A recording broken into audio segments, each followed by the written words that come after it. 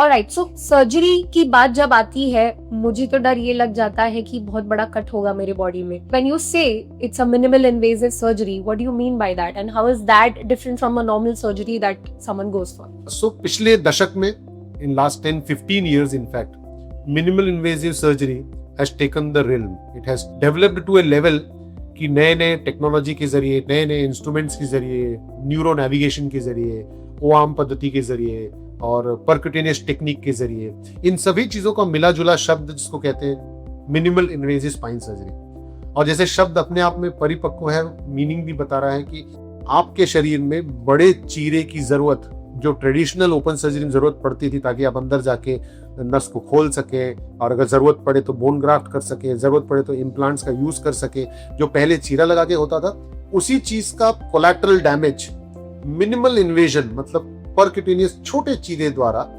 Microscopic, micro endoscopic और endoscopic technique द्वारा, जिसमें चीरा छोटा हो जाता है लेकिन अंदर का काम पूरा होता है. आपकी नसों को प्रॉपरली खोला जाता है, जरूरत पड़ने पे फ्यूजन किया जाता है, जरूरत पड़ने पर इम्प्लांट का इस्तेमाल किया जाता है. लेकिन इस प्रक्रिया के दौरान मांसपेशियों का डैमेज कम होता है, स्किन पे चीरा कम लगता है, ब्लड लॉस कम होता है और इसी वजह से इन्फेक्शन कम होता है. और because incision size is small, muscles का इंजरी कम हुआ है, ब्लड लॉस कम हुआ है, इन्फेक्शन कम हुआ है, तो पेशेंट की रिकवरी भी फास्ट होती है. सर्जरी के बाद जो पहले समय में बेड रेस्ट की जरूरत होती थी, वो अब लगभग ना के बराबर हो गई है और पेशेंट्स 24 से 48 घंटे में चलने फिरने लगते हैं और घाव जल्दी भर जाता है और recovery to return to work भी काफी फास्ट होती है. और ये मिनिमल इन्वेजिव स्पाइन सर्जरी न केवल सर्जिकल टेक्नोलॉजिकल एडवांसमेंट की वजह से हुई है, बट ऑल्सो फिजियोथेरेपी मोडालिटीज भी काफी इंप्रूव हो गई है, तो पोस्ट ऑपरेटिव केयर भी काफी इंप्रूव हो गई. और इस कॉम्प्रिहेंसिव ट्रीटमेंट प्लान को कहते हैं मिनिमल इन्वेजिव स्पाइन सर्जरी.